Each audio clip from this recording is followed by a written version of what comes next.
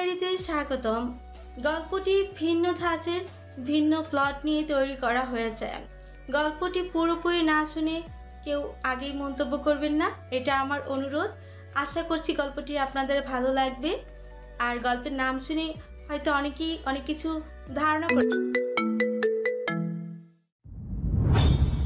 আঞ্জুম বেগম মেহেকের দিকে তাকে দীর্ঘশ্বাস পেলেন, কিছুটা অভিমান বুকে চেপে রেখে বললেন, মেয়েটা গেল সুস্থ আর ফিরলো। আহ মা, মানুষ কি অসুস্থ হতে পারে না বলো? এখানে থাকতে কি কখনো অসুস্থ হয়নি? দুলাভাই তো ডাক্তার দেখানোর জন্যই নিয়ে এসেছে। রোশনের কিছুটা গিল্টি ফিল হচ্ছে। নম্রকণ্ঠে শাশুড়ির দিকে দৃষ্টিপাত করে বলে, মা, আমার পক্ষে যতটুকু করা সম্ভব ছিল করেছি। আপনারা তো জানেনই, জঙ্গলে কোনো ডাক্তারকে নেওয়া সম্ভব না। আমি ওর বাবাকে কল দিয়ে বলছি ডাক্তারকে নিয়ে আসতে পারে কিনা। পারে কিনা? পারতেই হবে। বেশি টাকার অফার করতে বলবেন বাবাকে, তারপরও না আসলে তুলে আনবো গিয়ে। রোশনের মৃদু হুমকিতে দমে গেলেন আঞ্জম। মাথা নেড়ে সম্মতি জানিয়ে স্বামীকে কল দিতে নিজের ঘরের দিকে এগোলেন। মিষ্টি বোনের পাশে বসে কপালে হাত ছুঁয়ে জ্বরের তীব্রতা বোঝার চেষ্টা করছে। জ্বরের ঘরে কিছু বলতে পারলেও কথা বলছে না মিহে। শরীর দুর্বল, খুব মাথা ব্যথার সাথে আছেই। রোশন মেহেকের অন্য পাশে বসে মিষ্টির দিকে দৃষ্টিপাত করে। মিষ্টি, একটু জলপট্টির ব্যবস্থা করো তো। ঠিক আছে দুলাভাই, আমি এক্ষুনি ব্যবস্থা করছি। মিষ্টি তড়িঘড়ি করে ঘর থেকে বেরিয়ে গেল। মেঘের দু চোখ বেয়ে জল গড়িয়ে পড়ছে, চোখ জ্বালা করছে খুব। রোশনের বুকের ভিতর কেমন উথাল পাথাল করছে সেই জল দেখে। দম বন্ধ লাগছে। হাত দিয়ে মেঘে চোখের কোণা মুছে দিল ও। মেঘকে বালিশে রেখে নিজের করে শুয়ে মাথায় হাত বুলিয়ে দিতে দিতে কপালে ঠোঁট ছুঁয়ে দেয় রোশন। ভীষণ রাগ হচ্ছে নিজের উপর। আরো আগেই কেন নিয়ে এলো না এখানে?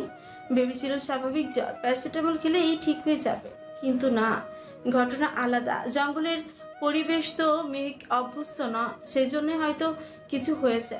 লোকটার অস্থির মন নানান জল্পনা কল্পনা করতে ব্যস্ত হয়ে উঠেছে। দুলাভাই, এই যে বাটিতে পানি আর রুমাল নিয়ে এসেছি। মিষ্টি পাশে বসে বলল। রোশন কালক্ষেপণ না করে দ্রুত কপালে ভেজা রুমাল দিল মেহেকে। দুপুরে কড়া রোদে উঠোনের এক পাশে দাঁড়িয়ে আছে রোশন, ফয়সাল ও লিমন দাঁড়িয়ে।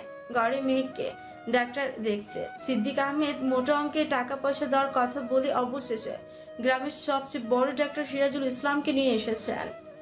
ডাক্তার সিরাজুল ইসলাম বেশ কিছুক্ষণ মেহেককে দেখে পরিশেষে জানালেন, ব্লাড টেস্ট করাতে হবে, খুব সম্ভবত টাইফয়েড হয়েছে মেয়েটার। পুরোপুরি নিশ্চিন্ত হতে টেস্ট করানো দরকার। এক্ষুনি চিকিৎসা না করালে জীবন মরণের সমস্যা হতে পারে। আঞ্জুম মিষ্টির হাত ধরে ডুকরে কেঁদে উঠলেন ডাক্তারের কথায়। মিষ্টি ইশারায় চুপ করতে বলল মাকে। তাহলে বিকেলে হাসপাতালে নিতে হবে মেহেককে। হ্যাঁ সিদ্দিক ভাই, কারণ বাড়িতে ওসব টেস্ট করানোর মতো ব্যবস্থা আমাদের এখানে তো নেই। ঠিক আছে, বিকেলে নিয়ে যাব। আমার মেয়েটা ঠিক হয়ে যাবে তো ডাক্তার সাহেব? বাবার আকুতি ভরা টলটলে চোখের দিকে তাকিয়ে ডাক্তার সিরাজুল ইসলাম বললেন, একদম ঠিক হয়ে যাবে, শুধু একটু সময় লাগবে, চিন্তা করবেন না। ঠিক আছে। মেঘ চোখ পিটপিট করে তাকিয়ে আছে। সিদ্দিক আহমেদ ডাক্তারকে নিয়ে ঘর থেকে বের হয়ে গেলেন মাত্র। মিষ্টি আর আঞ্জুম ঘরে দাঁড়িয়ে। মিষ্টি, বোনের ক্ষীণ আওয়াজে চমকে উঠে মিষ্টি, সাথে আঞ্জুম। তড়িঘড়ি করে পাশে বসে দুজন। কি হয়েছে আপু? কোথায় কষ্ট হচ্ছে তোমার? মেহেক, এই মেহেক, মা আমার বেশি কষ্ট হচ্ছে? দুজনার সম্মিলিত প্রশ্নের উত্তর দিতে সময় লাগলো মেহেকের। থেমে থেমে বলল, মেহেক এমনিতেই শরীর ব্যথা খুব, মাথা কেমন ভার হয়ে আছে। তাছাড়া ঠিক আছে এখন, বিকেলের পর সন্ধ্যায় আর হুঁশ থাকে না। তোমরা কেমন আছো? আমরা ঠিক আছি রে, তোকে এত কথা বলতে হবে না। মিষ্টি, তুই মেহেকের কাছে বস, আমি জামাই আর বন্ধুদের হাত মুখ ধোয়ার ব্যবস্থা করে খাওয়া দাওয়ার আয়োজন করি। দুমুঠো খেয়ে তারপর আবার হাসপাতালে যেতেও হবে। চাইলেও কিছু বলতে পারলো না। এই মুহূর্তে রোশনকে নিয়ে খেপে যাওয়ার মতো পরিস্থিতি ওর নেই। মিষ্টিও মায়ের কথায় মাথা নেড়ে সম্মতি জানিয়ে বসে রইল। লিমন আর ফয়সাল গোসল করলো না, ওরা বিকেলেই ফিরে যাবে, নৌকা পাবে না তখন, তাই নদী সাঁতরেই যেতে হবে। অযথা এখন গোসল না করে তাই হাত মুখ ধুয়ে নিল দুজন। রোশন গোসল সেরে মেয়েকের ঘরের দিকে এগোলো। আঞ্জুম এরই মধ্যে মিষ্টিকে ডেকে পাঠিয়েছেন। একা হাতে সব খাবার ঘরে নিয়ে যাওয়া মুশকিল। সিদ্দিক আহমেদ মেয়ের সাথে কথাবার্তা বলে গোসল করতে পুকুর ঘাটের দিকে গেছেন একটু আগে। ভেজা চুলগুলো কপালে ঝুলছে রোশনের, চপচপ করে পানি ঝরছে চুল থেকে। তোয়ালে কাঁধে নিয়েই মেয়েকের পাশে বসেছে সে, অর্ধনগ্ন শরীরে লুঙ্গি আর কাঁধে তোয়ালে থাকায় মেয়েকের কাছে লোকটাকে বেশরম ছাড়া আর কিছুই মনে হচ্ছে না। এখন কি একটু ভালো লাগছে সুন্দরী? এমন ড্যাব ড্যাবে চোখে তাকিয়ে আছো যে। রোশনের দুষ্টু হাসির ঝিলিকে মেয়েকের কপাল খুঁচকে গেল, সাথে উঁচিয়ে সে বলল, দেখার মতো কিছু থাকলে তো দেখবো। সবাই দেখেছে, যা তা আমিও কেন দেখবো? নেহাত এটা আমার বাবার বাড়ি, তাই চিল্লাতে পারছি না। রোশন মেয়েকের মুখের উপর ঝুঁকে দু হাত বালিশের দুপাশে রেখে মুচকি হাসল। এরই মধ্যে রোশনের চুল থেকে কয়েক ফোঁটা পানি চুইয়ে পড়লো মেয়েকের ললাটে। বিরক্ত লাগছে ওর। সবাই যা দেখেনি সেসব দেখতে চাও তুমি? তাহলে দেখাই। পাশ ফিরে শুয়ে রোশনকে সরাতে চাইল মেয়ে, কিন্তু শরীর দুর্বল হওয়ায় পারল না। রোশন নিজে থেকে সরে উঠে দাঁড়ালো। আমার কিছু দেখার ইচ্ছে নেই, আপনি যান, এখন খেয়ে আসুন। তোয়ালে দিয়ে চুল মুছতে মুছতে রোশন ফিক করে হেসে উঠল। কেয়ার করলে? খেয়ে আসতে বললে সুন্দরী? মোটেও না, এখান থেকে সরানোর জন্য বলছি। তাহলে ঠিক আছে, আমিও ভাবছিলাম ভূতের মুখে রাম নাম। দিয়ে চুল মুছতে মুছতে রোশন ফিক করে হেসে উঠল। কেয়ার করলে খেয়ে আসতে বললে সুন্দরী? চোখ মুখে দুষ্টু হাসির ঝিলিক ফুটে ভ্রু নাচিয়ে বলল রোশন। মেঘ চেহারায় বিরস ভাব ফুটে অন্যদিকে দৃষ্টিপাত করে। মেঘ মোটেও না, এখান থেকে সরানোর জন্য বলছি। কই? তাহলে ঠিক আছে, আমিও ভাবছিলাম ভূতের মুখে রাম নাম। চুপ করে রইল। এর সাথে হয়তো কথা বলার মতো এনার্জি নেই এখন। কথায় কথা বাড়বে, তার চেয়ে একা একা বকে খেতে চলে যাক বড়। বিকেলে হসপিটালে নিয়ে যাওয়া হলো মেহেককে। রোশন অবশ্য সাথে গেলেও একটা নির্দিষ্ট জায়গায় অপেক্ষা করেছে। চেহারা ঢাকার জন্য মুখে অবশ্যই মাস্ক পরে নিয়েছে লোকটা। মেহেক বাড়িতে এসেছে দেখে এমনিতেই আশেপাশের লোকজন রোশনের কথা বলা বলি করছিল দুপুরে। প্রতিবেশীরা তো মিষ্টির কাছে বার কয়েক জিজ্ঞাসাও করেছিল। তোর ডাকাত দুলাভাই এসেছে।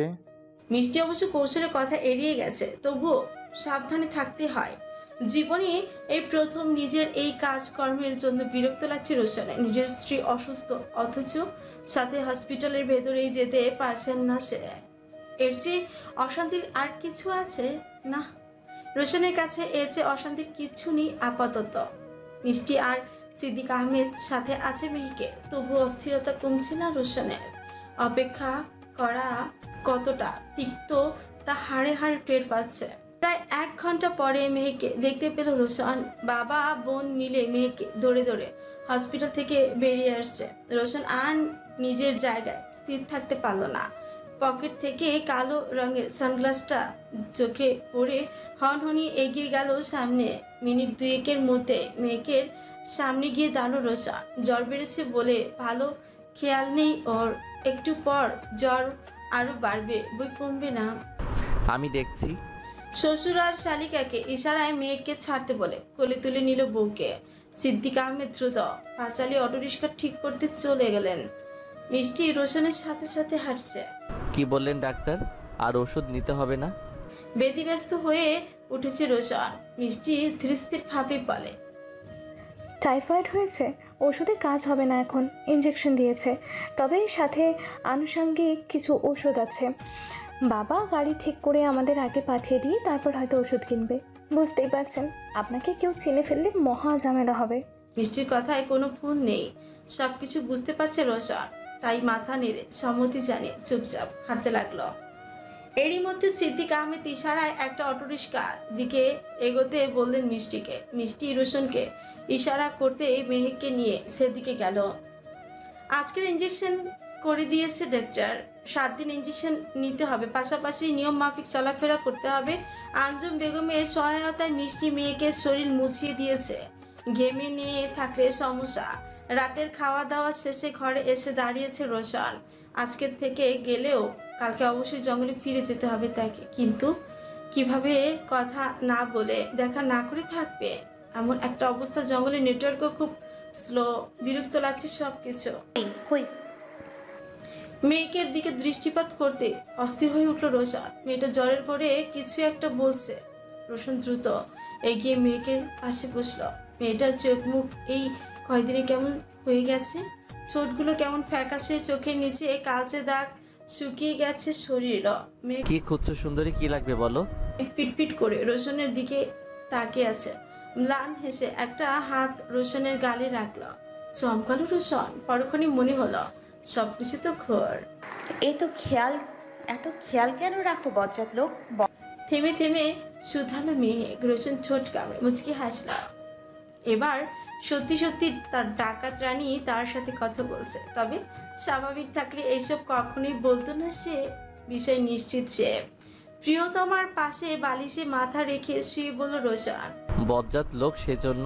ওদের হাত দিয়ে একটা আর কোনো কিছু আছে? অসভ্য লুচ্চা। আছে তো দূরে সরো। রোশনকে হাত দিয়ে দূরে সরিয়ে দিতে চাইলেও ক্লান্ত শরীরে সেটা মেয়েকের পক্ষে সম্ভব হলো না। রোশন মেয়েকের মাথা তুলে নিজের বুকের উপর রাখলো। সকালেই চলে যাব, তারপর চাইলেও কিছুদিন কাছাকাছি থাকতে পারবো না তোমার। তাই আজকে রাতটা আর হাতছাড়া করব না, সারা রাত বুকে জড়িয়ে ধরে রাখবো। রোশনের কথা একটু নড়েচড়ে উঠলো মেয়ে, কিন্তু কিছু বলল না। চুপ করে গেছে। কি বুঝলো মেয়েটা, কে জানে। রোশন খালি ঠোঁট ছুঁয়ে দিতে নড়েচড়ে উঠলো সে। আবেশে শক্ত করে জড়িয়ে ধরলো রোশনকে। লোকটা মৃদু হেসে আর কিছু বলল না, চোখ বন্ধ করে ফেললো। পরের দিন সকালে আচমকা লোকজনের চেঁচামেচির আওয়াজে ঘুম ভেঙে গেল মেয়েকে। সকালবেলা জ্বর কম আজ, তবে শরীর দুর্বল। বাইরে কি হচ্ছে দেখার জন্য শোয়া থেকে উঠে বসলো সে, কিন্তু হাঁটার মতো শক্তি শরীরে নেই। মনে হতেই মিষ্টিকে ডাক দিল কয়েকবার। মিনিট 5 পরেই মিষ্টি এলো মেয়েকে ডাকে। আপু, তুমি ঠিক আছো? কিছু লাগবে? ঠিক আছে রে। বাইরে কি হচ্ছে? ভাইয়াকে খুঁজতে পুলিশ এসেছে, সাথে পাশের বাড়ির লোকজন আর গ্রামের লোকজন। মিষ্টির কথায় আটকে উঠলো মেহেক। আশেপাশে নজর বুলিয়ে কোথাও রোশনকে না দেখে আতঙ্ক ভালোভাবে কমলো না। উনি কোথায়? ভাইয়া ফজরের নামাজের পরেই চলে গেছে। তুমি ঘুমিয়েছিলে বলে ডাকিনি। স্বস্তি নিঃশ্বাস পেল মেহেক। যাই হোক, পুলিশ এসে রোশনকে নিয়ে গেলে সিদ্দিক আহমেদের বদনাম হতো। বর সন্ধ্যা টিপটিপ বৃষ্টি হচ্ছে। আজ 2 দিন পর আহনাফ এসেছে মিষ্টিকে পড়াতে। ঘরে ঢুকে ছাতা পাশে রেখে নির্দিষ্ট চেয়ারে বসেছে আহনাফ। মিষ্টিও নিজের জন্য বরাদ্দকৃত চেয়ারে বসে আছে। পরীক্ষা প্রায় শেষের পথে। আহনাফের মুখাবয়ব দেখে ভাবনার অদলে হারিয়েছে মেয়েটা। চেহারা কেমন উস্কো খুস্কো লাগছে, মলিনা। কি দেখছো? আসলে আমি দুঃখিত মিষ্টি, অসুস্থ থাকায় এই 2 দিন আসতে পারিনি। আহনাফের কথায় নড়েচড়ে উঠল মিষ্টি। কি অদ্ভুত, জিজ্ঞেস করা উচিত ছিল আগে ওর, স্যার কেন আসেনি কিংবা অসুস্থ ছিলেন কিনা। অথচ বেচারা নিজে থেকে সবকিছু বলে যাচ্ছে। ব্যাপার না স্যার, আসলে আপু এসেছে তো সেজন্য আপনার খোঁজ নেওয়া হয়নি, নয়তো বাবা গিয়ে জেনে আসতেন। আপনার কি হয়েছে? হ্যাঁ শুনেছি। মেহেকের কি অবস্থা এখন? আগের থেকে একটু ভালো। ঠিক হয়ে যাবে। আচ্ছা তুমি বরং পড়া শুরু করো। জি। মিষ্টি বাধ্য ছাত্রের মতন পরে মনোযোগ দিল। 3 দিন আগে জ্বর এসেছিল আহনাফের, এখন অবশ্য নেই। পেটে ঔষধ পড়ায় কমে গেছে। সেই জন্য যে পড়ানো রেখে ঘরে বসেছিল বিষয়টা তেমনও নয়। মন খারাপের অসুখে ভুগেছিল একদিন। একটা মানুষ কিভাবে আরেকটা মানুষকে তিলে তিলে শেষ করে দিতে পারে, নিজের সাথে তেমন ঘটনা না ঘটলে কেউ কত বুঝতে পারে না। আয়েশা এই মেয়েটায় গ্রামে এসেছে বাবার বাড়ি, সাথে স্বামী ও সন্তান এসেছে বটে, সেটা স্বাভাবিক। কিন্তু তার সুখের সংসারের গল্প আহনাফকে শোনানো অস্বাভাবিক। একটা সময় যেই মানুষটার পাশে অন্য কারো নামও সহ্য করতে পারতো না আহনাফ, সেই মানুষটির সাথে অন্য কাউকে দেখতে হয়। এই যে কি ভীষণ যন্ত্রণা তা কাউকে বোঝাতে পারে না আহনাফ। ভালোই থাকে, তারপর মাঝে মধ্যে আয়শা হুটহাট কল এলোমেলো করে দেয় ওকে। এমনটা নয় যে আয়শার নাম্বার রেখে দিয়েছে আহনাফ, কিন্তু আয়শা মাঝে মধ্যে নতুন নতুন সিম দিয়ে কল করে। কি শান্তি পায় আহনাফকে কষ্ট দিয়ে, তা বুঝতে পারে না ভুক্তভোগী আহনাফ। যে মানুষটার সাথে দীর্ঘ সময় আমরা অতিবাহিত করি, ভবিষ্যতের ঘর বাঁধবো বলে স্বপ্ন বুনি, ফুট করে সেই মানুষের বদল ভীষণ বিশ্রে। আর এই বিশ্রী ব্যাপারটা কাটিয়ে আমাদের চলার পথে এগোতে হয়। আহনাফও আপ্রাণ চেষ্টা করছে এগিয়ে যাওয়ার, তবে এই এগোনোর পথটা বড্ড অমসৃণ ওর জন্য। সিগারেটের ধোয়ার কুণ্ডুলির দিকে তাকিয়ে আনমনি ভাবনায় বিভোর রোশন। ইদানিং এই জঙ্গলের ওর কাছে অশান্তির জায়গা মনে হচ্ছে। এসব কুনুকুনি ডাকাতি আর ভালো লাগে না। ঘরে বসে বসে এখন বিরক্ত লাগছে। দুদিন ধরে টানা বৃষ্টি হচ্ছে এখানে। এমনিতেই তো ফোনে নেটওয়ার্ক থাকে না, তার উপর বৃষ্টি হলে তো কথাই নেই। বৃষ্টির থেকে দুদিন আগে মেয়েকে শরীর অবস্থা সম্পর্কে জেনেছিল রোশন, কিন্তু দুদিন ধরে মেয়েকের কোনো খোঁজ নিতে পারেন না। এভাবে থাকা ভীষণ মুশকিল লাগছে, অস্থির লাগছে সবকিছু। এই অস্থিরতা কাউকে বোঝানো যায় না। রোশন, আচমকা বাবার গলার আওয়াজে নড়ে চড়ে উঠল রোশন। দরজার দিকে দৃষ্টিপাত করে মুচকি হেসে দাঁড়ালো। হ্যাঁ বাবা, ভেতরে এসো। সবুর হোসেন ধীর পায়ে ঘরে ঢুকে চেয়ারে বসলেন। রোশন পা দুলিয়ে বসলো বিছানায় এক পাশে। সন্ধ্যায় দলবল নিয়ে জঙ্গলের পূর্ব দিকে গ্রামে যেতে হবে। এই বৃষ্টির মধ্যে? হ্যাঁ, বৃষ্টি হচ্ছে বলেই যাচ্ছে, কারণ বৃষ্টির সময় সবাই ঘরে থাকে, বাইরে কেউ কিছু অত খেয়াল করে না, তুলনামূলক কম রিস্ক থাকে। কিন্তু বাবা, গ্রামে কি এমন আছে যা লুটতে যাব? সবুর হোসেন উঠে দাঁড়ালেন। ঘরের দক্ষিণ দিকে জানালার পাশে দাঁড়িয়ে বিকেলের শেষ সময়ের প্রকৃতির দিকে দৃষ্টিপাত করে বললেন, ওখানে হাওলাদার বাড়ি আছে। হাওলাদার বাড়ি ধন সম্পদ নেহাত কম না রোশন। সারা জীবন লোকজনকে ঠকিয়ে টাকা রোজগার করেছে বেটা। পাশাপাশি গাঁজা ইয়াহাবার ব্যবসাও করত। সব মিলিয়ে বেশ বড়সড় পার্টি বলা চলে। রোশনও বসা থেকে উঠে সবুর হোসেনের ঠিক ডান পাশে দাঁড়িয়েছে। সিগারেটের অবিশিষ্ট অংশটুকু জানলা দিয়ে বাইরে ফেলে আড়মোড়া ভাঙার ভঙ্গিতে হাই তুলে বলল সে, ঠিক আছে। আজকের বাড়িতে লোকজন কম থাকবে ওদের, আর বৃষ্টিও আছে। সব মিলিয়ে দারুণ সুযোগ, বুঝতে পেরেছ? হ্যাঁ। ওকে। সবুর হোসেন ঘর থেকে বেরিয়ে যাওয়ার জন্য দরজার দিকে এগুলেন। ঠিক দরজার কাছাকাছি থেমে বললেন, মেহেকের কি খবর? 2 দিন ধরে কোনো খবর জানি না বাবা। ছেলের চেহারা আর মলিনতা দৃষ্টি এড়ল না সবুরের। কাজটা ঠিকঠাক মতো করে এসো, তারপর একদিন সন্ধ্যায় না হয় গিয়ে দেখা আসবো। রোশন মাথা নেড়ে সম্মতি জানিয়ে ঘর থেকে বেরিয়ে বৃষ্টির মধ্যে নদীর দিকে এগোলো। সবুর হোসেন এখনো দরজার কাছে দাঁড়িয়ে। রোশনের মন খারাপ হলে যে নদীর পাড়ে গিয়ে বসে থাকে তা ভালো করেই জানেন তিনি। অতিরিক্ত শব্দটাই খারাপ। অতিরিক্ত কোনো কিছুই ভালো না, হোক সেটা ভালোবাসা কিংবা টাকা পয়সা। অতিরিক্ত জিনিস সব সময় বিপদ ডেকে আনে বলেই মনে করেন সবর। বাইরে এই চুমবৃষ্টির দিকে দৃষ্টিপাত করতেই বুকটা হু হু করে ওঠে সবর হোসেনের। বর্ষা আসেই বুঝি স্মৃতিচারণ করাতে। দেখতে দেখতেই কেটে গেছে অনেকগুলো দিন। মিষ্টির এসএসসি পরীক্ষা শেষ হয়েছে 3 দিন আগে। আহনাফ এখন আর পড়াতে আসেন না। সন্ধ্যা হলে তার একটু ফাঁকা ফাঁকা লাগে মিষ্টির। ভোরের আগমনী সূর্যের আলো ঠিকরে পড়ছে চারিদিকে। ঘরের বারান্দায় বসে বাইরের দিকে তাকিয়ে আছে মেহেক। পরনে কালো রঙের থ্রিপিস, খোলা চুল, নাক কান খালি, কোনো প্রসাধনী নেই কোথাও। মেহেক এখন পুরোপুরি সুস্থ, কিন্তু মন মানসিকতা ভীষণ খারাপ থাকে ইদানিং। রোশন আর আসেনি। আশেপাশের লোকজন, গ্রামের লোকজন সবাই বলা বলি করে বিয়ের নামে ভোগ করা শেষ তো, তাই আর নিয়ে যাচ্ছে না। আঞ্জুম বেগমও যে মনে মনে তাই ভাবছে, সেটা বুঝতে অসুবিধা হয় না মেহেকের। তবে মিষ্টি মেহেককে বোঝায় হয়তো কোনো সমস্যার মধ্যে আছে রোশন, নইলে এই 1 মাসে কিছুতেই না এসে থাকতো না সে। মেঘ চুপ করে থাকে সব সময়, আগের মতো কথা বলে না। সারাক্ষণ রোশনের কথা ভাবে, হুটহাট কান্না করে। তবে লোকচক্ষুর আড়ালে কিভাবে যেন ডাকাত লোকটার প্রতি মায়া জন্মে গেছে। অসুস্থতার সেই দিন রাতগুলো লোকটার সেবা করার কথা বলতে পারে না মেহেক। নারীর মন যেমন কঠিন তেমনই কোমল।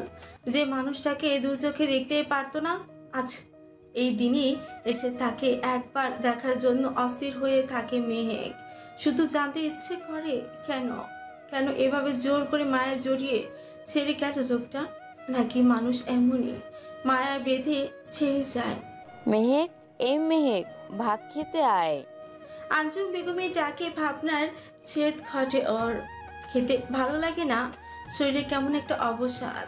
তোমরা খেয়ে নাও মা, আমি খেয়ে বাসন কোসন ধুয়ে নিচ্ছি।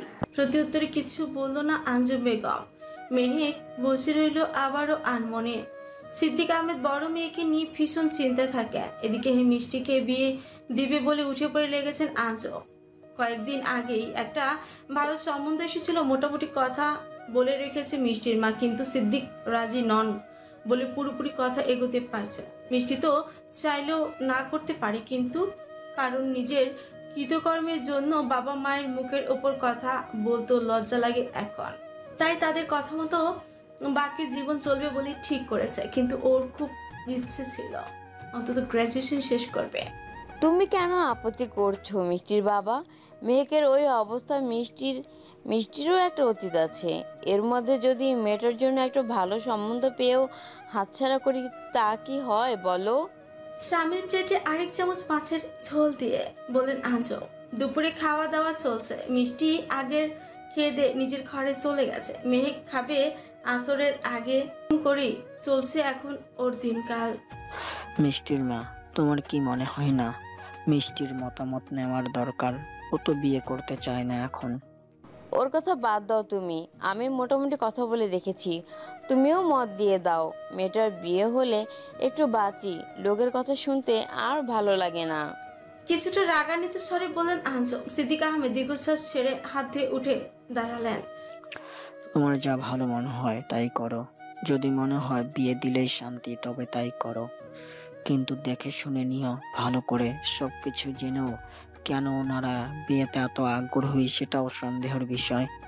রাখো তোমার সন্দেহ।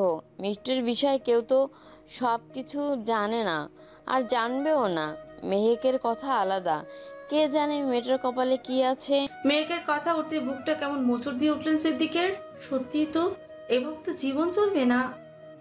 চোখের সামনে তিলে তিলে শেষ হয়ে ওদের দেখবি নিজ সন্তানকে কিভাবে যোগাযোগ করবে রোশনের সাথে। ভালো মন্দ কিছু একটা তো জানতে পারতো অন্তত। এসব ভাবতে ভাবতে খাবার ঘর থেকে বেরিয়ে গেলেন মেয়েকের বাবা। মুখোমুখি দাঁড়িয়ে আছে মিষ্টিও আনাফ। পিনপত নীরবতা বিরাজ করছে দুজনের মধ্যে।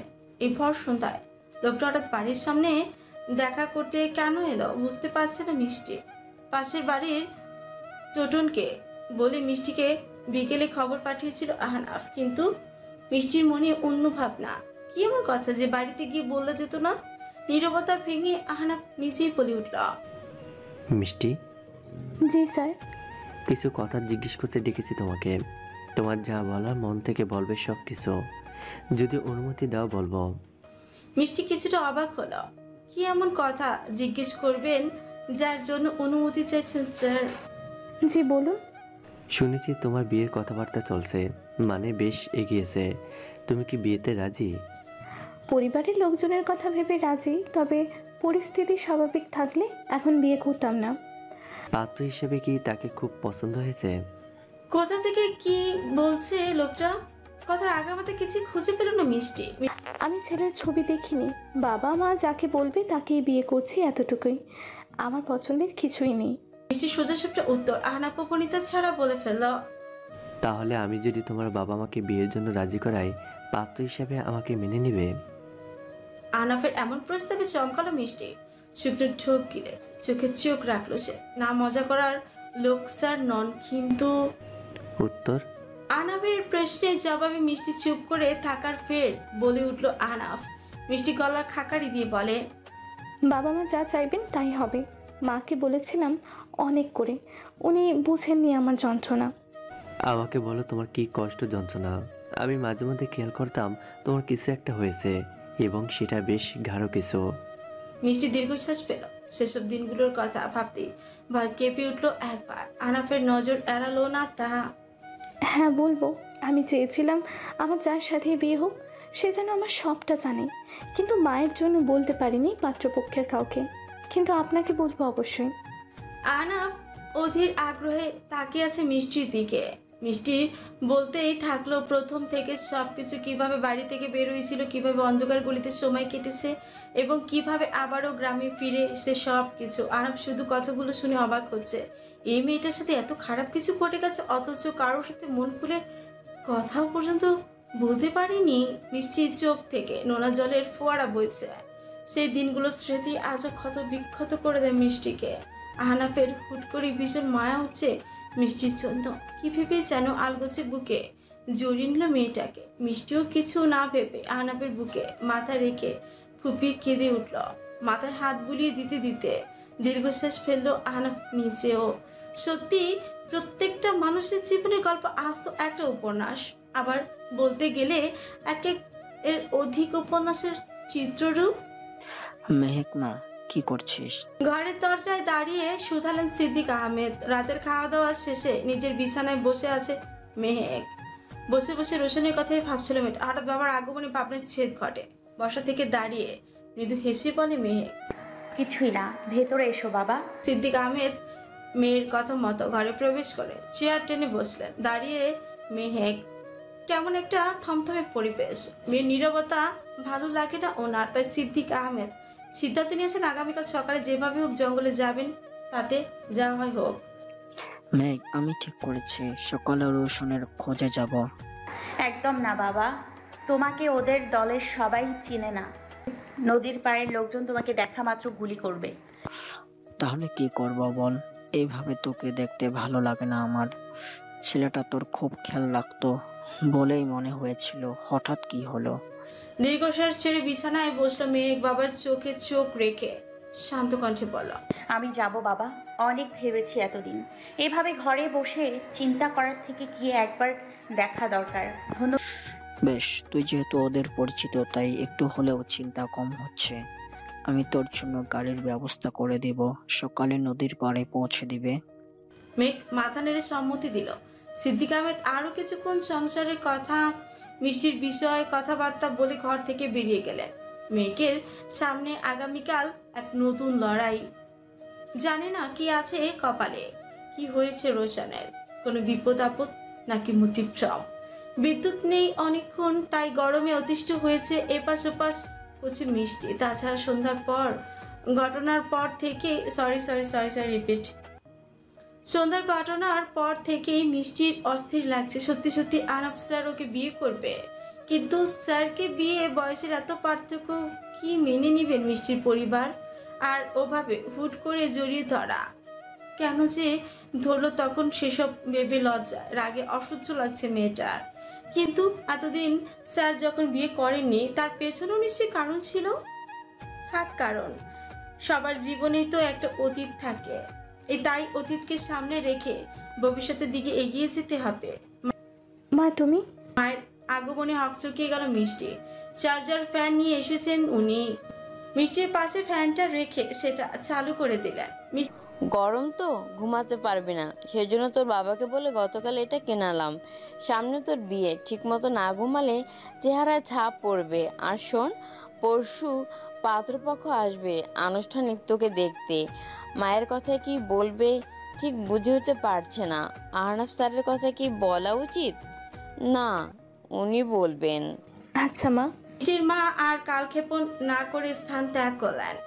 কথা মতো সকাল সকালেই মেয়েকের জন্য গাড়ি ঠিক করে দিয়েছেন সিদ্দিক আহমেদ। সকালে খাওয়া দাওয়াও করেনি মেয়েটা, সে নিয়েই অবশ্য কেউ জোরও করেনি। অটোরিক্সা চলছে অটোরিক্সা চলছে। গাড়ি যতই সামনে এগোচ্ছে ততই অস্থিরতা বৃদ্ধি পাচ্ছে মেয়েকে। বাড়ি থেকে বেশি দূরে নয় নদীর পার, আর হয়তো মিনিট 5 লাগবে। কিন্তু নৌকা যদি না থাকে কিভাবে যাবে ওপারে? সাঁতার জানলেও একা একা কিভাবে পেরোবে নদী? কিন্তু যেতে তো হবেই। মেহেক নাম রে, এসে গেছি। শামসুল চাচার কথায় টনক নড়ে মেয়েকের। দ্রুত অটো থেকে নেমে দাঁড়াইছে চাচা। সাবধানে যাইস মা, আমি গেলাম। শামসুল চাচা ফের অটো চালিয়ে চলে গেলেন। শামসুল চাচার কথা টনক নড়ে মেয়েকের। দ্রুত অটো থেকে নেমে দাঁড়াইছে। শামসুল চাচা ফের অটো চালিয়ে চলে গেলেন। সিদ্দিক আহমেদের সাথে ওনার সম্পর্ক বেশ ভালো। ছোট থেকে মেয়েকে খুব স্নেহ করেন। ঘুম থেকে উঠে আহনাফকে নিজের বাড়ির উঠোনে বসা দেখবে ভাবিনি মিষ্টি। বাবার সাথে কথা বলছে আহনাফ স্যার। আঞ্জুম বেগম অবশ্য দূরে দাঁড়িয়ে জামা কাপড় দড়িতে মেলে দিচ্ছেন। আহনাফ সরাসরি মিষ্টির বাবাকে বলবে সবকিছু। তারপর বাবার এত সকালে এলে সবকিছু ঠিক আছে? মিষ্টির বাবার প্রশ্নে মুচকি হাসলেন আহনাফ, শান্ত স্বরে উত্তর দিলেন। জি আঙ্কেল, আসলে কথাটা হয়তো বাবাই বলতেন, কিন্তু ওনার শরীর দিন দিন খারাপ হচ্ছে। তাছাড়া আগে আমি বলি, আপনাদের যদি মত থাকে তাহলে বাবা আসবেন। মিষ্টি বারান্দার জানালা দিয়ে উকি দিয়ে সবকিছু শুনছে দেখছে। এরই মধ্যে মিষ্টির মাও আহনাফের কাছাকাছি এসে দাঁড়িয়েছে। অবশ্য আহনাফের কথার আগামাথা খুঁজে পাচ্ছেন না ওনারা। তোমার কথা বুঝতে পারছি না বাবা। আন্টি এসেছেন যখন সরাসরি বলছি, আমি মিষ্টিকে বিয়ে করতে চাই। জানি ওর বিয়ে নিয়ে কথা এগিয়েছে, তবু আঙ্কেল প্লিজ একবার ভেবে দেখবেন। নিজেকে বুঝতে সময় লেগে গেছে আমার। সিদ্দিক আহমেদ ও আঞ্জুম বেগম চুপ করে আছেন। সত্যি বলতে আহনাফের কথা এমন কিছু আশা করেননি ওনারা। আহনাফের কাছে এমন কিছু আশা করেননি ওনারা। তাই বিষয়টা হজম করতে একটু সময় লাগছে যে সেটা ভালো করে বুঝতে পারছে মিষ্টি। মিষ্টির সাথে কি তোমার কথা হয়েছে, কিংবা তোমাদের মধ্যে? না আন্টি, আপনি যেমন ভাবছেন আমাদের মধ্যে কোনো সম্পর্ক নেই, ছিল না। আমি পারিবারিকভাবেই প্রস্তাব দিলাম। এখন আপনারা যা বলবেন তাই হবে। আমি আসি এখন। আঞ্জুম বেগম চুপ করে গেলেন। আরে বসো, কিছু তো খেলেই না। কপালে থাকলে আবারও আসবো আঙ্কেল, তখন না হয় খাবো। আজ আসছি। আসসালামু আলাইকুম। ওয়ালাইকুম আসসালাম। আহনাফ চলে যেতে আঞ্জুম বেগম মেয়ের সাথে কথা বলবেন বলে ঘরের দিকে এগোলেন। সিদ্দিক আহমেদ বললেন ভাবনায়। একে তো মেহেক গেল ওইদিকে, এখন আবার এই বিষয়। বারবার মন বলছে মিষ্টি হয়তো আহনাফকে পছন্দই করে। এখন আঞ্জুম বেগম বুঝলেই হয়। ভাগ্য সুপ্রসন্ন ছিল বলেই নৌকায় নদী পার হতে পেরেছে মেহেক। খায়রুল ভাই ছিল নদীর ওই পাশে, কিন্তু মেহেককে দেখা মাত্র তিনি এগিয়ে এসেছিলেন। খায়রুল খুব ভালো মানুষ। গত 7 বছর ধরে উনি ডাকাত দলের নদী পরপারের ভরসা। খায়রুলকে বেশ কয়েকবার রোশনের কথা জিজ্ঞেস করলেও কিছু বলেননি তিনি, শুধু বলেছেন একটু অসুস্থ ছিল। সেটা শুনে মেয়েকে দুশ্চিন্তা আরো বেড়ে গেছে, তাই জঙ্গলে ঢুকে দ্রুত পা চালাচ্ছে। ভাবি, আচমকা শান্তর কথায় ভরকে গেল মেহেক। তবে পরক্ষণে নিজেকে সামলে নিয়ে শান্তর দিকে দৃষ্টিপাত করলো মেহেক। ভাইয়া কেমন আছেন? উনি কোথায়? ভালো আছি। ভাই ঘরেই আছে, আপনি যান, আমি সবাইকে জানিয়ে আসি আপনার কথা। শান্তর মতিগতি ঠিক বুঝলো না মেহেক। দেখে তো মনে হচ্ছে ওকে দেখে দারুণ খুশি হয়েছে। যদি সব ঠিক থাকে তাহলে এতদিন রোশন ওর সাথে কোনো যোগাযোগ না করে কিভাবে রইল না? দাঁড়িয়ে দাঁড়িয়ে কোনো উত্তর পাওয়া যাবে না। আর একটু সামনে গেলেই হয়। মেহেক আরো তাড়াতাড়ি হাঁটছে।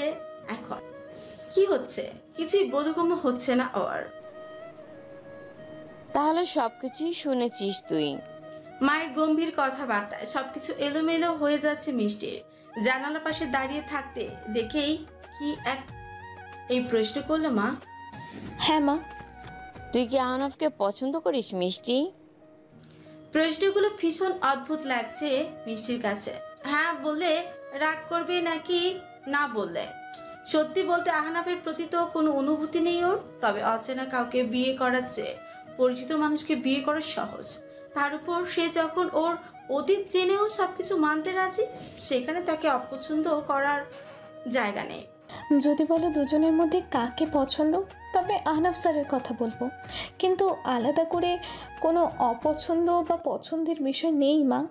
আহনাফ ছেলে হিসেবে যথেষ্ট ভালো। কাছাকাছি এত ভালো ছেলে থাকতে মেয়েকে দূরে বিয়ে দেওয়ার দরকার নেই। আর আমি তাহলে তোর বাবাকে বলবো আহনাফের সাথে কথা বলতে। কিন্তু মা, তুমি যে কথা দিয়েছো তাদের।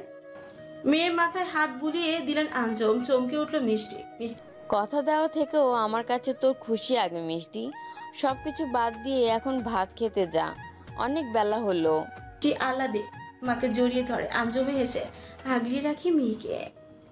মেঘ মুক্ত আকাশে সাদা মেঘের ভেলা ভাসছে। রৌদ্রময় দিনেও ঘন গাছপালার কারণে একটু একটু অন্ধকার লাগছে জঙ্গলটা।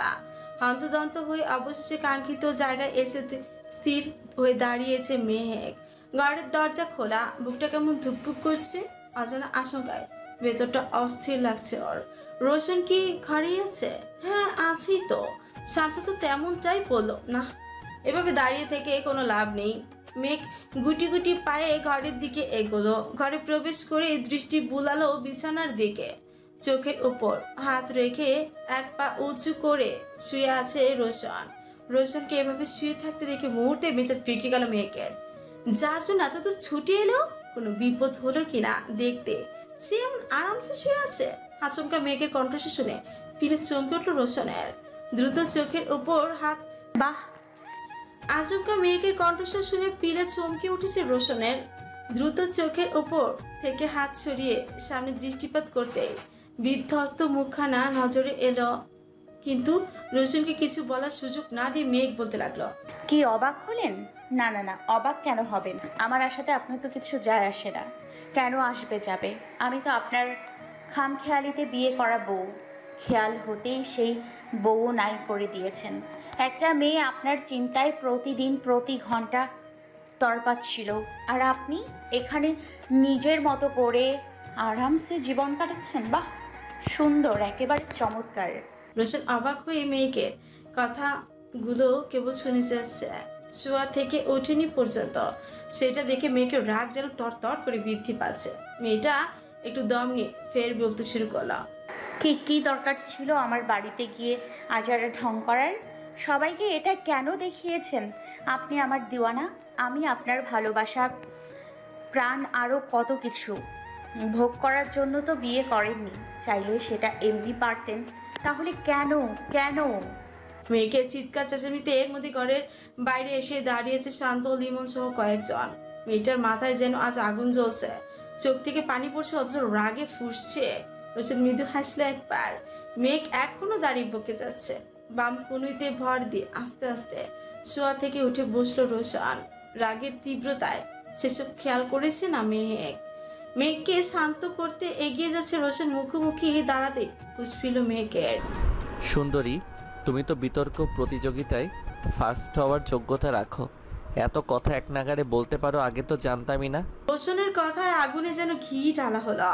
রোশনের বুকে পেটে এলো পাতারি ঘুষি মারতে মারতে কাঁদতে লাগলো মেঘ। আপনি ভীষণ খারাপ খারাপ লোক একটা। নতুন জানলে? আচমকা রোশন ব্যথা আহ করে শব্দ করায় থামলো মেঘ। এক মুহূর্তে যেন সব রাগ ভুলে গেছে। কি হয়েছে? ব্যথা পেলেন কোথায়? রোশন নিজেকে সামলে বিছানায় একপাশে বসলো। মেঘ সাহায্য করেছে অবশ্য। এরই মধ্যে দরজার বাইরে থেকে রোশনের বাবা বলে, ওর বুকে গুলি লেগেছিল মেহের। মেঘ চমকালো থমকালো সবুর হোসেনের কথায়। রোশনের দিকে দৃষ্টিপাত করে ভালো করে, সত্যি সত্যি তো চেহারা কেমন হয়ে গেছে। রোশনের শুকিয়েও গেছে বেশ। সবুর হোসেন ঘরে এসে দাঁড়িয়ে মেয়েকে বিস্ময় কাটাতে ফের বলেন, বুকের ডান পাশে গুলি লেগেছিল। আমি ভাবিনি ওকে আর বাঁচাতে পারবো, কিন্তু কথায় আছে না, রাখে আল্লাহ মারেকে। কিন্তু বাবা, কিভাবে হলো এসব? জঙ্গলে কি আবারও? না, জঙ্গলের অন্যদিকে গ্রামে ডাকাতি করার প্ল্যান ছিল সেই দিন। সব কিছু প্ল্যান মতোই হচ্ছিল। হাওলাদারে বাড়ি থেকে লুট করার পরে রোশন একটু পেছন পেছন আসছিল, হয়তো অন্যমনস্ক ছিল ও। তখনই পল্লবর বন্ধু শিপনকে দিয়ে রোশনের ওপর গুলি করায়। কাপুরুষের মতো আড়ালে লুকিয়ে গুলি মেরেছে। অবশ্য প্রাণ নিয়ে ফিরতে পারেনি পল্লব, শিপন পালিয়ে গেছে। পল্লবের কথা শুনতে অসহ্য লাগছে মেয়েকে। জানোয়ারটা শেষমেশ এভাবে প্রতিশোধ দিতে চেয়েছিল। রোশন এত কিছু সহ্য করেছে এতদিন, অথচ কত কিছুই না বললো ভেবে অনুশোচনা হচ্ছে মেয়েকের। আমাকে একবার জানাতেন বাবা, কাউকে পাঠাতেন একবার, যদি ওনার কিছু হয়ে যেত। মেঘ অশ্রুসিক্ত নয়নে মাথা নিচু করে বলে। সবুর হোসেন ওর মাথায় হাত বুলিয়ে দিলেন। রোশন এতক্ষণে নিজেকে ধাতস্থ করে নিয়েছে। তার সুন্দরী কাঁদছে, সেসব কি সহ্য করা যায়? বাবা, তুমি এখন যাও। শ্বশুর আর পুত্রবধূর আলাপচারিতা পরে সারবে। এখন আমার পালা, যাও। রোশনের কথায় মেঘ হাসবে না কাঁদবে বুঝতে পারছে না, কিন্তু শ্বশুরের সামনে স্বামীর এহেন কথা লজ্জা পেলে একটু। যাচ্ছি, পাগল ছেলে। সবুর হোসেন হেসে ঘর থেকে বেরিয়ে গেলেন। মজার কথা, যাওয়ার সময় দরজাটা টেনে রেখে গিয়েছেন। মেঘ অপরাধীর মতো কাছুমাছু হয়ে বসে আছে। রোশন আস্তে করে জড়িয়ে নিল ওকে। মেঘ ফুপিয়ে কেঁদে উঠল কিছুটা। আমাকে মাফ করে দেবেন, আমি বুঝতে পারিনি। আসলে আমি চুপ, শান্ত হও। চুপচাপ ফোপাতে লাগলো মেয়েটা। মিনিট 5 পরেই থামলো। ততক্ষণ ওভাবে জড়িয়ে ধরে বসে রইল রোশন। কান্না থামাতে বাহুডোর থেকে মুক্ত করে ললাটে চুমু এঁকে দিল। শেষ যখন তোমার সাথে কথা হয়েছিল তেলে বেগুনে জ্বলতে আমাকে দেখে, অথচ আজ আমার ভালোবাসায় পাগল হয়ে এত দূর ছুটে এলে। আমার জন্য এটা পৃথিবী জয় করার সমান সুন্দরী। ভাগ্যিস গুলিটা লেগেছিল। মেহেক ছোটে আঙুল চেপে ধরে। রোশন হেসে আঙুলে কিস করে। লজ্জায় আঙুল সরিয়ে ফেলে মেহেক। এসব কথা বলবেন না। যদি কিছু হয়ে যেত আমি কি করতাম তখন? আপনি কেন বোঝেন না? আমি সবই বুঝি সুন্দরী, যেমন এখন বুঝতে পারছি আমার বউটা তার ডাকাত স্বামীর প্রেমে হাবুডুবু না, একেবারে ডুবে গেছে। এতক্ষণে হাসলো মেহেক। সেই হাসিটুকু এক দৃষ্টিতে তাকে দেখছে রোশন। এখনো কি খুব যন্ত্রণা হচ্ছে? এমনি করে না, তবে জোরে আঘাত লাগলে একটু ব্যথা পাই, এমনিতে ঠিকই আছে। কোথায় গুলি লেগেছে দেখান তো। ইস, আহ, অনেক দিন আমার হট হট বডি দেখনি তাই না? তাই এভাবে ছুতোই দেখতে চাইছো? রোশনের দুষ্ট হাসিতে ভেঙচি কাটলো মেহেক। হট হট পরে করবেন, আগে দেখান। রোশন আস্তে আস্তে শার্টের বোতাম খুলতে লাগলো, কিন্তু দুটো বোতাম খুলতে থমকালো মেহেক। হঠাৎ মেঘ ভ্রুচে জিজ্ঞেস করলো, কি হয়েছে? রোশন মেঘের কানের পাশে মুখ এনে ফিসফিস করে বলে, তুমিই খোলো, একটু ফিলিংস আসবে মনে। চোখ মুখ কুচকে ফেলে মেহেক। এই লোকটার সব অবস্থায় এসব বলা যায়, তাই আর কথা না বাড়িয়ে নিজের শার্টের বাকি বোতামগুলো খুলে নিল। ক্ষতটা এখনো আছে, বলতে গেলে তাজা। নিশ্চয়ই জঙ্গলে ভালো করে চিকিৎসার ব্যবস্থা করতে পারেননি। আপনাকে আমি বাড়িতে নিয়ে যাব। এখনো আপনার প্রপার ট্রিটমেন্ট দরকার। সে আমি যেতেই পারি, তবে চিকিৎসার দরকার নেই। তুমি এসে গেছো, এখন এমনি ঠিক হয়ে যাব। এত প্রেম, তাহলে একবারও খবর দিলেন না কেন? এটা লিমনের বুদ্ধি ছিল বুঝলে। আমার অনুপস্থিতিতে তোমার হৃদয়ে আমার জন্য একটু প্রেম জাগে কিনা সেটার জন্যই এমন করেছি। অবশ্য ওরা তোমার খোঁজ রাখতো সবসময়। মিষ্টির বিয়ে ঠিক নিয়ে কথা হচ্ছে তাও জানি, তুমি আসবে সেটা অবশ্য জানতাম না। মেয়ে কি বলবে বুঝতে পারছে না। লোকটাকে খারাপ না বলে বজ্জাত বলে ভালো হবে মনে হচ্ছে। আপনারা সবাই মিলে আমাকে এরকম টেনশনে রেখেছিলেন। তার জন্য সরি সুন্দরী, চিন্তা নেই এখন। তোমার বর এখন সুস্থ, আদর ভালোবাসা সব কিছুর জন্য রেডি আছে। যত ইচ্ছে ভালোবাসো, চাইলে একটু আদরও করতে পারো। রোশন ছোট চেয়ে ইশারায় কিস করতে বলল। মেঘ চোখ বড় বড় করে পিছিয়ে গেল সে। চমকালো মেহেক, এই লোক আবার ভয়ও পায় এখন। কতবার তো জোর করে এসব করেছে। আগে সুস্থ হন, তারপরে সব। যাই হোক, নাস্তা করেছেন? রোশন অদ্ভুত ভাবে এসে বিছানায় শুয়ে দিল মেয়েকে। কিছু বলার আগেই মেয়েকে ঠোঁটে ঠোঁট ছুঁয়ে দিয়ে রোশন নিজেও পাশে শুয়ে বলল, না, তুমি খেয়ে এসেছো? না, মুখ দেখে মনে হচ্ছে খাওনি। এটা কি হলো? তুমি জানো আমি এমনই। আচ্ছা, আপনি থাকুন, আমি মীরা আপুর সাথে কথা বলে আসছি। আর নাস্তার কি ব্যাপার দেখছি।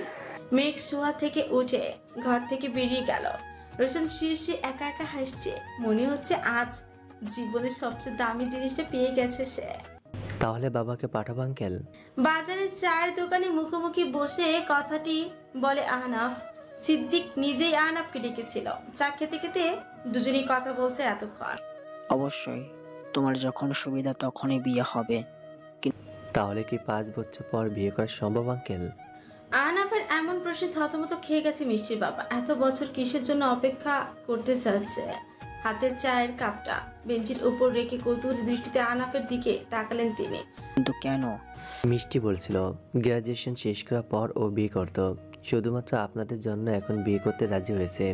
বুঝতে পেরেছি, কিন্তু ওর মা এখন এসব মানবে না। তার চেয়ে বিয়ের পর বরং নিশ্চিন্তে লেখাপড়া করবে। ঠিক আছে, আমার কোনো সমস্যা নেই। আমি আগামীকাল বাবাকে নিয়ে আসবো, বরং সাথে আমার কয়েকজন আত্মীয় থাকবে। বুঝতেই পারছেন, একমাত্র চাচা চাচি আছে আমার। খালামণির পরিবারের লোকজন আসবে, তবে বিয়েতে একেবারে। আহনাফ কিছুটা ইতস্তত ভাবে বলল। সিদ্দিক আহমেদ হেসে আহনাফের কাঁধে হাত রাখেন। হ্যাঁ, ওনাদেরও নিয়ে এসো, আমাদের কোনো সমস্যা নেই। এখন তাহলে আসছি আমি। মেহেক এখনো বাড়ি ফিরেনি বলে মনটা খুব অশান্ত লাগছে। আরাফ মিষ্টির কাছে সবকিছু শুনেছে, তাই আলাদা করে কিছু জানতে চাইল না। চিন্তা করবেন না, মেহেকের সাথে সবকিছু ভালো হবে, সাবধানে যাবেন। ঠিক আছে বাবা। আরাফকে রেখে মিষ্টির বাবা ধীর পায়ে বাড়ির দিকে এগোতে লাগলেন। পরন্ত বিকেল, সূর্য প্রায় অস্ত যাওয়ার সময় হয়ে গিয়েছে। দুপুরের খাওয়া দাওয়া শেষে আরামসে ঘুমিয়ে গিয়েছিল মেহেক। একটু আগেই উঠেছে। দীর্ঘদিনের অনিদ্রা আজ যেন ঘুচল ওর। রোশনের সঙ্গ পেয়ে সব চিন্তা থেকে মুক্তি পেয়েছে। তবে মেহেক যতক্ষণ ঘুমিয়েছে রোশন ঠিক ততক্ষণ ওর পাশে বসেছিল। ঘুমন্ত স্ত্রীর দিকে তাকিয়ে একা একাই সময় কাটিয়েছে লোকটা। বাবা তো অনুমতি দিয়ে দিয়েছে, আমরা কিন্তু সন্ধ্যা নামলেই বের হব। ব্যাগে রোশনে কিছু দরকারি জামা কাপড় ভরতে ভরতে বলল মেহেক। রোশন জানালার পাশে দাঁড়িয়ে সিগারেট ফুঁকছে। হ্যাঁ ঠিক আছে। রোশন সিগারেট খাচ্ছে বুঝে জামা কাপড় রেখে মেঘ জানালার কাছে এসে দাঁড়িয়েছে। সিগারেটের ধোঁয়া চোখ মুখ কুচকে ফেলেছে মেয়েটা। এত বিশ্রী ঘ্রাণ, কিভাবে এসব ছাইপাশ খাচ্ছেন? রোশন হেসে সিগারেটের অবশিষ্ট অংশটুকু জানালার বাইরে ফেলে দিয়ে এক হাত মেয়েকের কোমরে রেখে নিজের কাছাকাছি নিয়ে এলাম। ফেলে দিলাম, খাচ্ছি না সিগারেট, তবে তোমাকে খেতে। চুপ করুন, চরিত্রহীন লোক একটা। মেঘ নিজেকে ছাড়াতে চাইলে রোশন আরো গভীরভাবে কাছে টেনে নিল ওকে। মেঘ টাল সামলাতে না পেরে রোশনের দুই কাঁধে দু হাত রেখে বড় বড় চোখ করে তাকিয়েছে। শুধু শুধু চরিত্রের দোষ দিও না তো। আমি কি বলেছি তোমাকে খুব হট অ্যান্ড সেক্সি লাগছে, নাকি এটা বলেছি তোমার কোমরের তিলটা খুব সুন্দর? কপালে লেপটে থাকা কিছু চুল মেহেকের কানের পাশে গুজে দিল রোশন। কথাগুলো নিজে নিজে রিপিট করতে তড়িৎ গতিতে নিজেকে ছাড়িয়ে নিল মেহেক। কোমরে হাত রেখে বলল, বলার বাকি রেখেছেন কিছু? বাই দ্য ওয়ে, আপনি কোমরের তিল দেখলেন কখন? আজ তো শাড়ি পরিনি। রোশনের ঠোঁটের কোণে দুষ্ট হাসি ফুটে আবারও এগিয়ে এলো ওর দিকে। কেউ যদি ঘুমন্ত অবস্থায় নিজের কামিজ নিজেই সরিয়ে রাখে, আমার দেখা কি বারণ নাকি? আমি আরো ভালো করে সরিয়ে দেখেছি, একটুখানি দেখেছি, কিন্তু বেশি না। মেহেক রেগে মেগে আবারও বিছানায় গিয়ে বসে জামা কাপড় গোছাতে লাগলো। আপনি আসলে একটা অসভ্য। এসব করা চলবে না বলে দিলাম। ভালোবাসি বলে কি এসব করতে হবে নাকি? না তো, বলে বিয়ে করলে করতে হয় বলেই ওসব করতে হবে। আপনি? রোশন কথাটা বলে ঘর থেকে বেরিয়ে গেল। মেঘ ট্যাপ ট্যাপ করে তাকিয়ে রইল কিছুক্ষণ, তারপর একা একাই হাসতে শুরু করলো। এশার আজান হচ্ছে চারিদিকে। এরই মধ্যে নামাজ পড়তে দাঁড়িয়েছেন আহনাফের বাবা। আহনাফ বাসায় ফিরেছে মাত্র। বাবাকে নামাজ পড়তে দেখে নিজের ঘরে গিয়ে ফ্রেশ হবার কথা ভাবছে। আরও আগেই ফিরতো বাসায়, কিন্তু মিষ্টির পরিবার রাজি হয়েছে শুনে বন্ধুরা অনেক মজা করেছে। বিয়ে থেকে এতদিন দূরে থেকে হুট করে নিজের ছাত্রীকে বিয়ে করা নিয়ে তাদের কত তামাশা। ওয়ার্ড্রোব থেকে তোয়ালি নিয়ে পা বাড়াতে ড্রেসিং টেবিলের ওপর রাখা ফোনটা বেজে উঠল। আহনাফ ফোন হাতে নিয়ে মিষ্টির নম্বর দেখে মৃদু হেসে রিসিভ করে। আসসালামু আলাইকুম স্যার। ওয়ালাইকুম সালাম। কি খবর মিষ্টি? কোনো ভালো খবর আছে নাকি? এত উৎসাহী শোনাচ্ছে তোমাকে। ফোনের অপর প্রান্তে বসে মিষ্টি চমকালো। লোকটা গলার আওয়াজে বুঝে গেল। হ্যাঁ, মেহেক আপু এসেছে, সাথে রোশন ভাইয়াও। Wow, great news. বলছিলাম না সব কিছু ঠিক হবে? হ্যাঁ, তবে ভাইয়ার গুলি লেগেছিল, সেজন্য এতদিন অসুস্থ ছিলেন। আহনাফ দুঃখ প্রকাশ করে শুধালো, ইস, এখন কি অবস্থা? এখন ঠিক আছে বলল। আপনি কোথায় আছেন? কেন, দেখা করতে চাচ্ছ?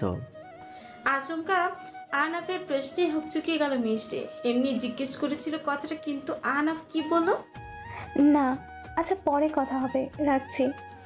মিষ্টি নিজে বিব্রত বোধ বুঝতে না দেওয়ার জন্য তড়িঘড়ি করে কল কেটে দিয়েছে। আহনাফ ইচ্ছে করে কথাটা বলেছিল বলে হাসতে হাসতে ওয়াশরুমের দিকে এগোলো।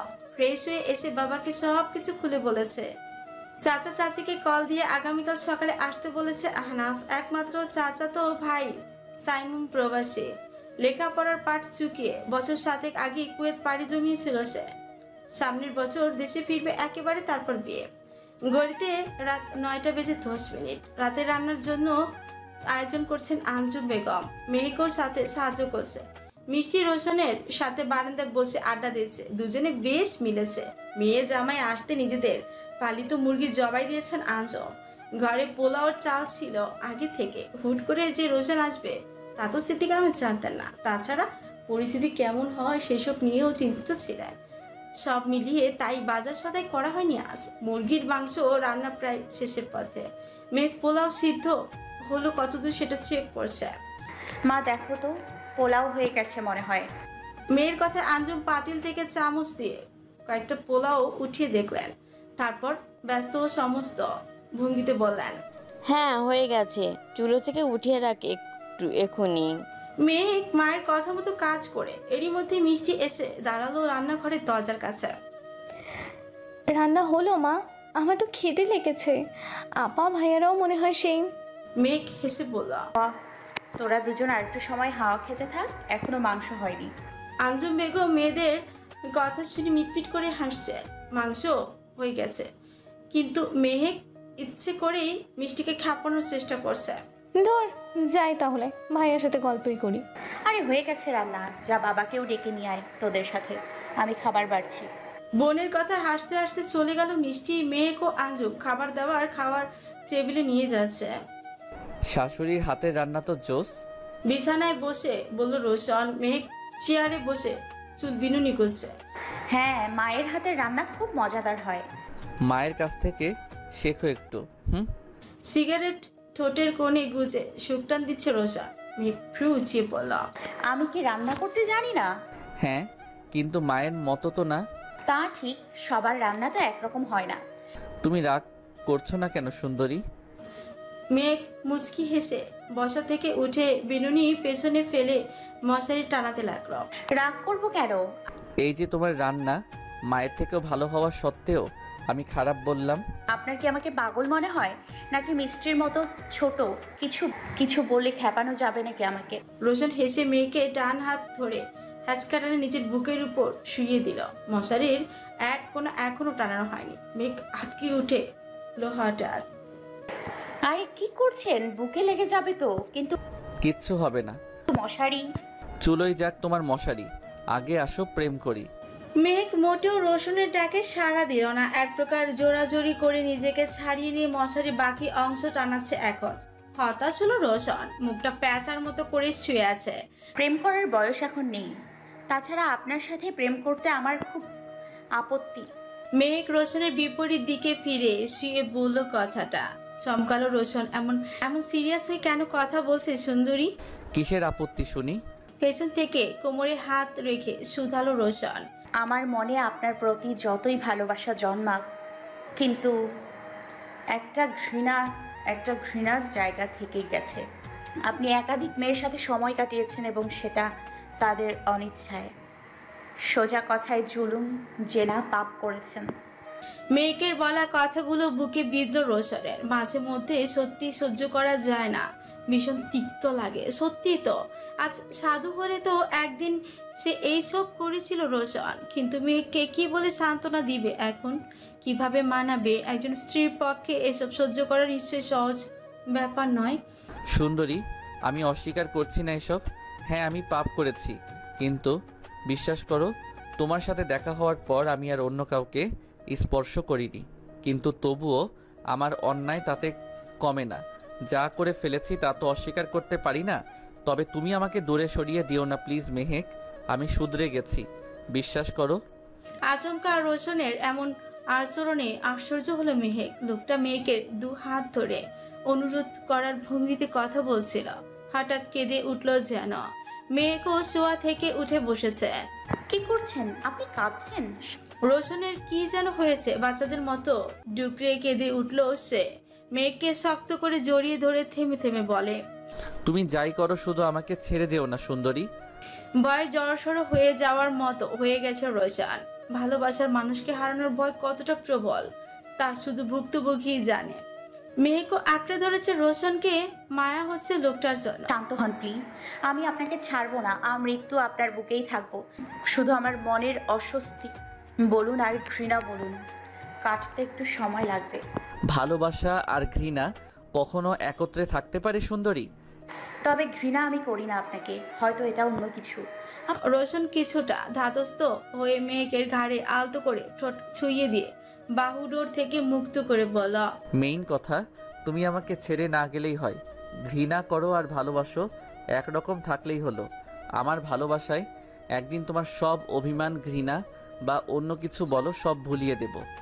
মেঘ ফিক করেই হেসে উঠল। রোশন বুঝতে পারছে না কেন হাসছে, কিন্তু ও নিজেও সাথে হাসতে শুরু করেছে। আপনি হাসছেন কেন? তুমি হাসলে তাই। পারেন বটে, এখন একেবারে ঠিকঠাক লাগছে আপনাকে। বাঘকে কখনো বিড়াল হলে কি মানায়? রোশন গলা খাকারি দিয়ে বালিশে মাথা রেখে শুয়ে পড়ে। কিছু হয়নি এমন ভাবখানা করে বলে, কী সব যে বলো, বাঘ কখনো বিড়াল হয় না। তাই নাকি? তাহলে একটু আগে ওটা তো মন গলানোর নিনজা টেকনিক ছিল। আমি ঘুমাচ্ছি, শুভরাত্রি। রোশন চোখ বন্ধ করে রইল। মেহেক একা একাই হেসেই যাচ্ছে। সকাল থেকে বাড়িঘর ঝাড়পোছ করতে ব্যস্ত হয়ে উঠেছে মেহেক ও আঞ্জুম। সারা ঘর সুন্দর করে পরিপাটি করতে হবে। বিকেলে আহনাফের পরিবার মিষ্টিকে দেখতে আসবে, সেই জন্যই এত সব। সিদ্দিক আহমেদ গেছেন বাজারে। মিষ্টি আর রোশনের শুধু কোনো কাজ নেই, তাই তারা দুজনে বসে বারান্দায় লুডো খেলছে। মিষ্টির সাথে আগে থেকে রোশনের একটু অন্যরকম একটা বন্ডিং ছিল, এখন সেটা আরো ভালো হচ্ছে।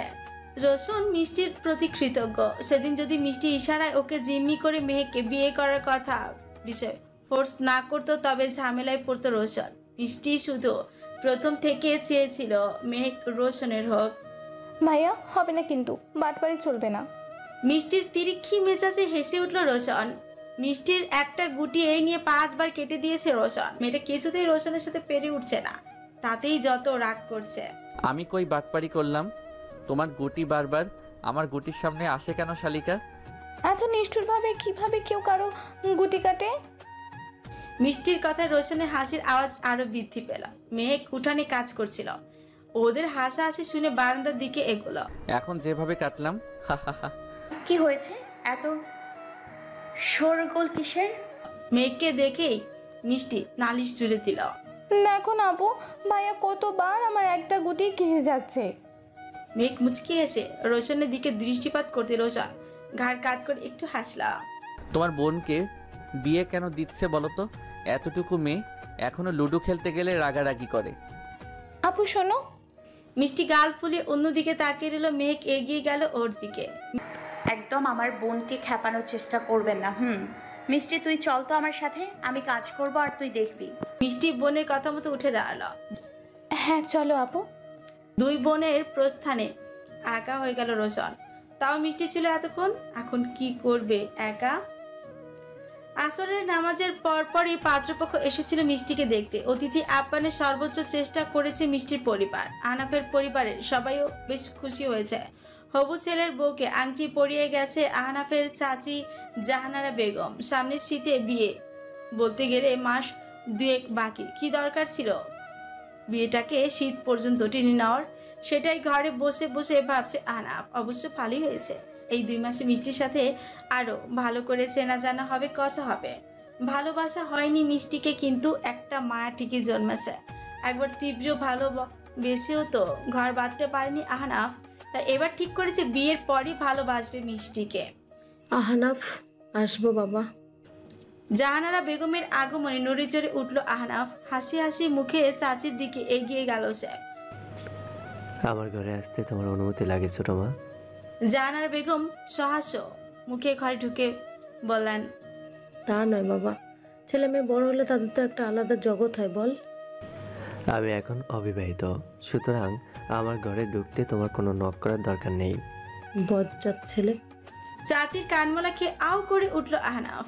আহনাফ এমনিতে শান্ত স্বভাবের হলেও ভেতরে ভেতরে বেজায় দুষ্ট। তবে সেই দুষ্টুমি শুধু আপনজনদের জন্যই বরাদ্দ। যা ছাড়ো, লাগছে কিন্তু।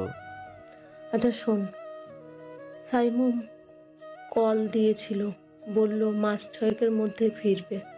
তোর বিয়েটা হয়ে যাক, তারপর তোর ভাইয়ের জন্য মেয়ে খুঁজতে হবে কিন্তু। অবশ্যই, দুপুরে হোয়াটসঅ্যাপে আমি কথা বলছি ওর সাথে। ভালো করেছিস। আচ্ছা আমি গেলাম, তুই ঘুমা বরং। ওকে ছোট মা। জাহানারা বেগম চলে যেতে আহনাফ পকেট থেকে ফোনটা বের করে কল লিস্ট চেক করে। এতক্ষণ প্রাইভেটও ছিল ফোনটা। মিষ্টি কল করছিল একবার, আরেকটা মেসেজ। আগামীকাল বিকেলে আসবেন, পাশের গ্রামে মেলা শুরু হয়েছে। নতুন গ্রাম তো সেজন্য আপু আর ভাইয়াও যাবে। আপনি এলে আমিও যেতাম। আজকাল তো মেলার চল নেই বললেই চলে, তাই মিস করা উচিত হবে না। আহনাফ ঠোঁট কামড়ে মুচকি হাসলো। মেয়েটা আসলে পিচ্ছি এখনো। মেলায় যাওয়ার জন্য ভীষণ আনন্দ হচ্ছে, কিন্তু সচরাচর তো মেলা হয় না এদিকে, যাও হয় অনেক দূরে। যাকে আহনাফ বিছানায় শুয়ে মেসেজের রিপ্লাই দিল। ঠিক আছে, আসবো আমি। খুশি? অনেক। শুভরাত্রি। সাথে সাথে ওপার থেকে মিষ্টির মেসেজ এলো। আহনাফের ঠোঁটের কোণে হাসি আর একটু প্রসারিত হলো তাতে। শুভরাত্রি।